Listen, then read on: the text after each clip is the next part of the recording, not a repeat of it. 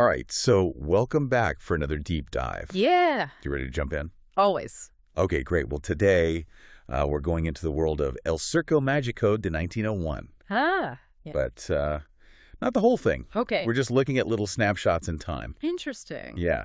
Across a couple of years in the circus's life. Okay.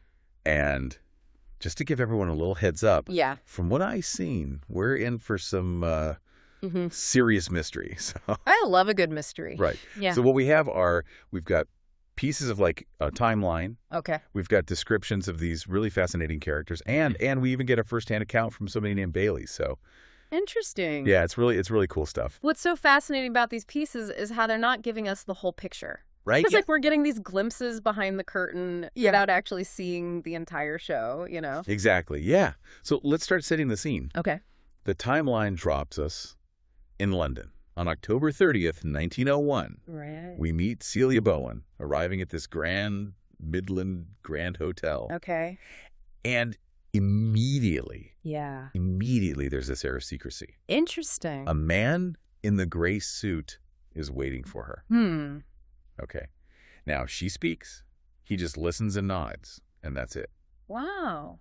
What do you make of that kind of silent exchange? It's like watching a chess move, but without knowing the strategy. Yeah. Like, Celia's words are hidden from us. Right. But that the man just silently responds suggests to me that he's not there to question her, Okay. but to obey. Interesting. So it makes me think about, what's the power dynamic here? Who is she? Who is Celia? Yeah. That she commands that kind of deference. Right. And what's so important that it needs to be kept this secret. Exactly. Yeah. And then just as we're starting to ponder those questions, the timeline just leaps forward a year. Taking us to Concord, Massachusetts. Okay. Also on October 30th. Oh, wow. But this time it's 1902. And here we meet a young farmer, Bailey, and a circus performer named Poppet Murray. Okay. And their encounter is anything but silent. Okay. Yeah. So Poppet, she comes bursting into Bailey's life. Yeah. Practically begging him to join the circus. Really? She's claiming that the circus is crumbling. Wow. And that Bailey is the only one who can save it. Oh, my. Does that strike you as a bit odd?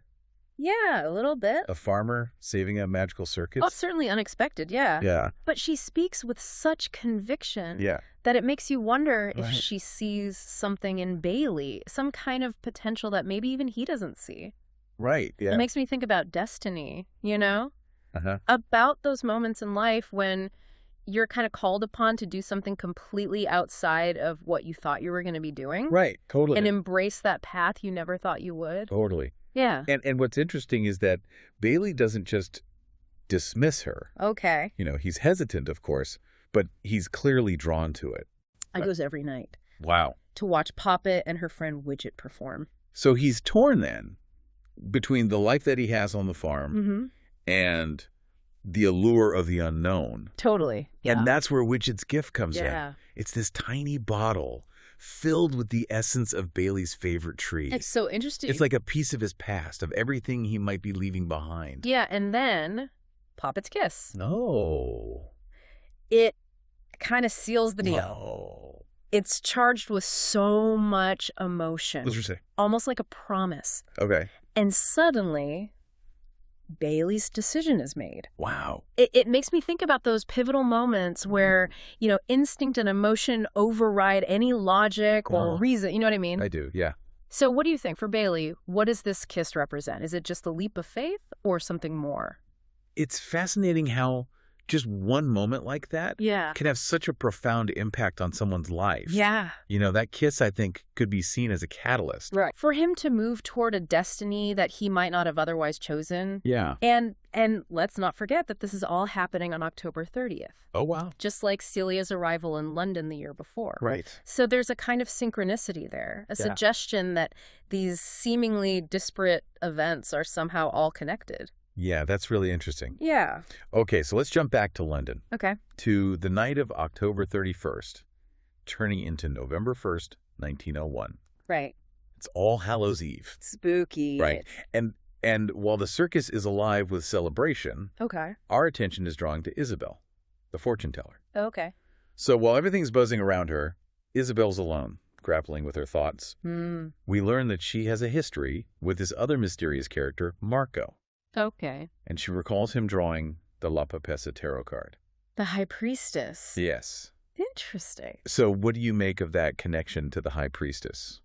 It's an intriguing detail, Yeah. especially since we know so little about Marco. Right. And she seems so troubled by this memory. Yeah. Which makes me think that their relationship is a lot more complex than it seems on the surface. Yeah, and then there's that mysterious hat box. Ooh, a hat box. Right. Yeah. She keeps it under her table. Okay. And inside there's an old bowler hat, Interesting. a lace handkerchief with the initials CNB on it. CNB. Yeah, and the Temperance Tarot card. Wow.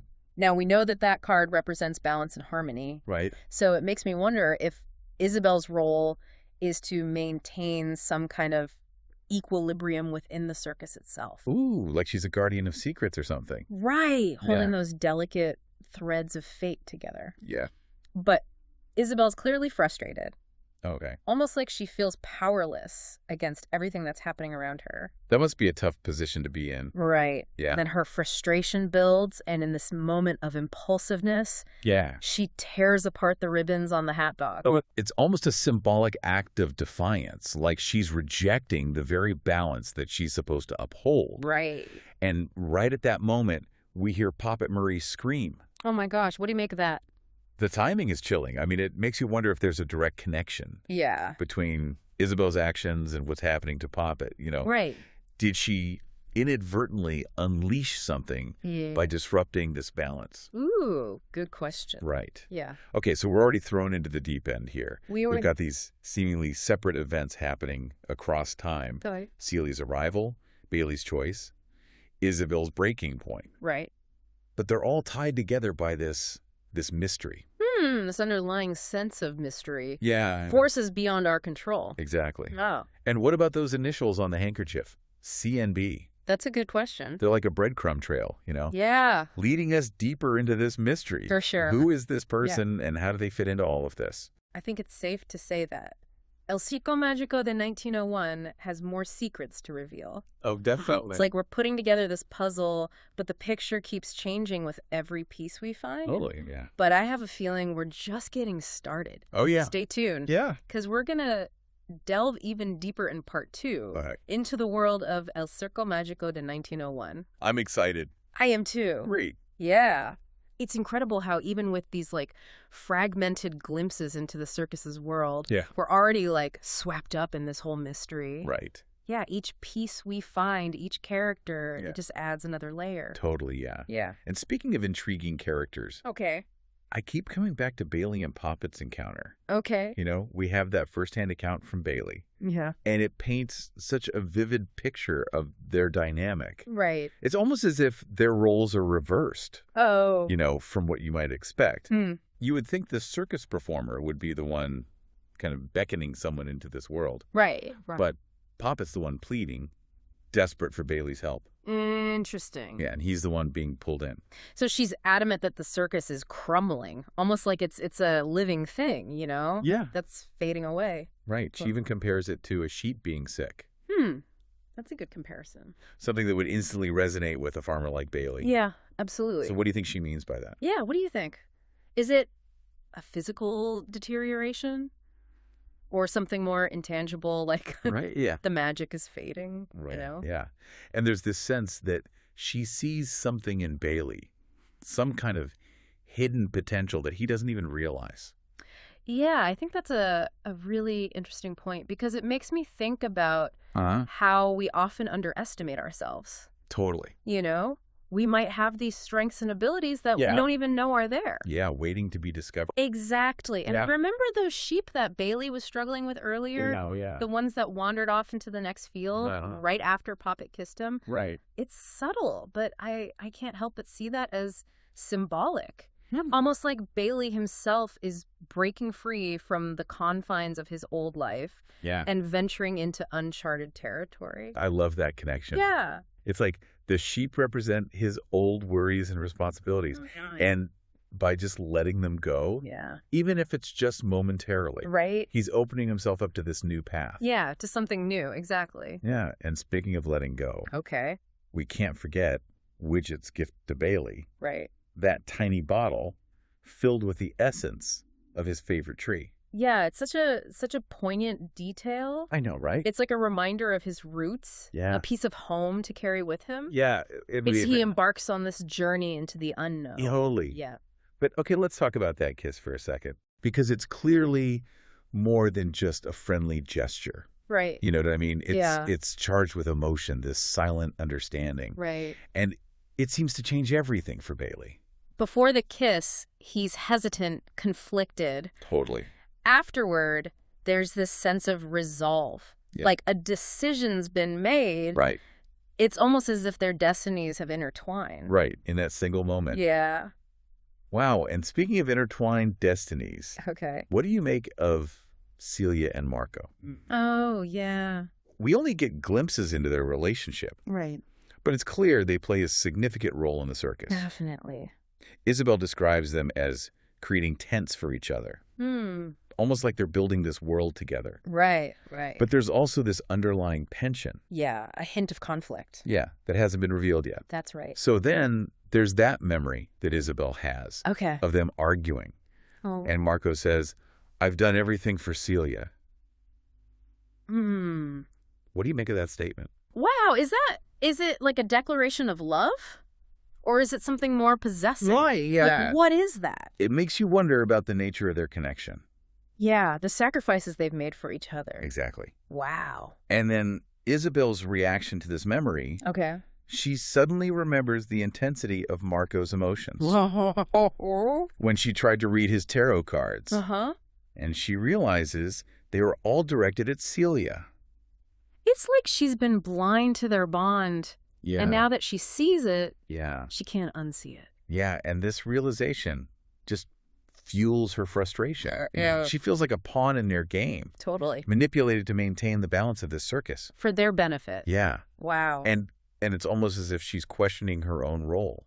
Yeah, her own agency. Is like, Yeah, exactly. Does she have any say in this? Yeah, and that frustration, Okay. that sense of powerlessness, it leads her to that impulsive act Right. of tearing the ribbons from the hat box. It's like a breaking point. Yeah, A rejection of the very order she's supposed to maintain. exactly. And then, as if in direct response Oh. to her actions, Mm-hmm. we hear Poppet scream. It's such a jarring moment. It is. The timing is. It makes you wonder if Yeah. Isabel, by disrupting that balance represented by the temperance card, Right. has somehow triggered this, you Yeah. know? Oh. Could there be a connection between the unraveling of those ribbons Right. and Poppet's cry? Yeah, and we're left with this overwhelming sense of dread. Totally. This need to know what happened to Poppet. Yeah. And what does it all mean for the circus? El Circo Mágico de 1901 is so good at keeping us on the edge of our seats like that. I know, right? It doesn't give us answers, it just sparks more questions. Totally, yeah. It makes us want to keep reading to find out what happened. Exactly, yeah. It's like we're given a taste of this magical world, Yeah. but the true feast is within those pages. Yeah, okay. So we've been given clues, Right. whispers of secrets. Yeah. But it's up to our listener to delve into that full story. To uncover the truth Yeah, exactly. that's hidden beneath the surface. Okay, so as you embark on that journey, Yeah.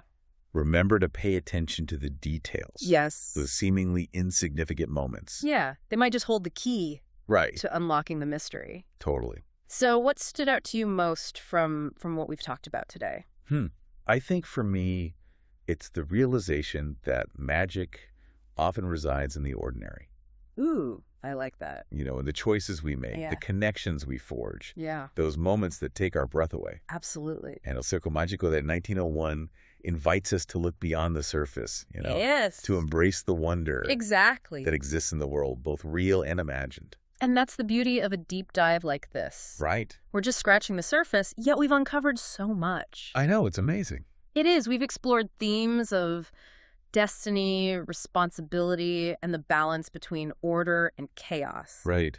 We've met these characters. That are both familiar and extraordinary. Yeah. They grapple with dilemmas that we all face in our own lives. So, to our listener, Yes. we encourage you to seek out El Circo Mágico de 1901. Yes, please do. Let the story unfold. Yeah. Let the mystery envelop you. Let your imagination soar. Who knows what wonders you might discover. We'll see you on our next deep dive. We've really stumbled into this grand unfolding mystery where every detail, every character, it feels like a piece of a puzzle, you know?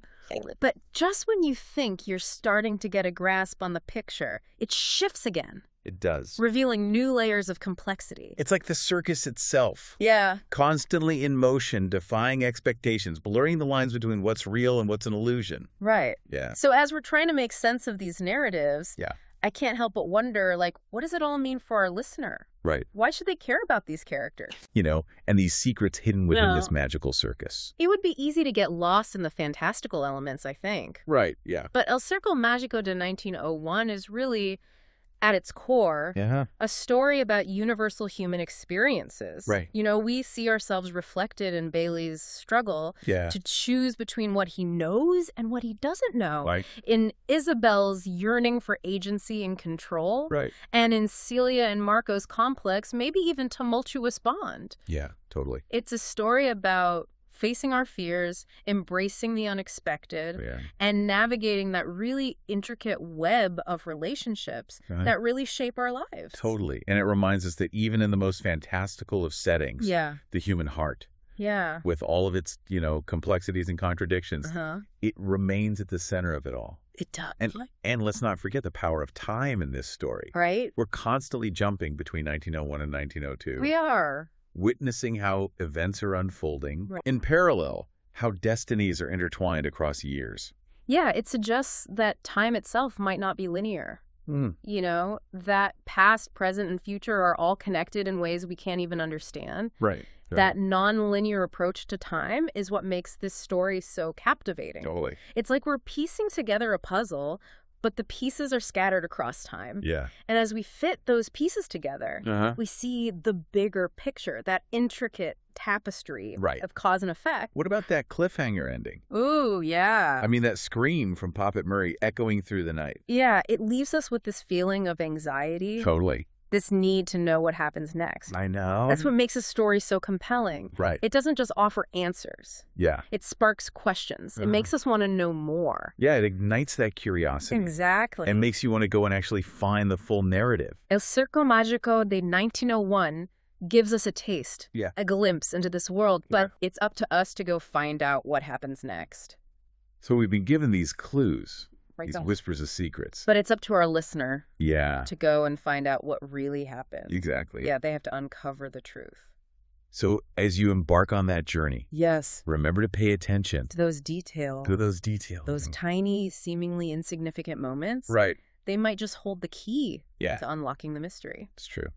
So as we wrap up here, what are your final thoughts? I think for me, it's the realization that magic often resides in the ordinary. I like that. You know, in the choices we make. Yeah. The connections we forge. The moments that really take our breath away. Absolutely. El Circo Mágico de 1901 invites us to look beyond the surface, you know? Yeah. And to embrace the wonder that exists in the world around us. In the world, both real and imagined. Yeah, exactly. And that's what's so amazing about a deep dive like this. I know, right? We only just scratched the surface. Yeah. Yet we've uncovered so much. Right. We've explored these themes of destiny and responsibility, the balance between order and chaos. That's right. And we've met these characters who are both familiar and extraordinary. They grapple with these dilemmas that resonate with our own human experiences. Right. So to our listeners, we encourage you to seek out El Circo Mágico de 1901. Yeah, let the story unfold. Let the mystery envelop you. Let your imagination soar. Who knows what wonders you might find. We'll see you on our next deep dive. Bye.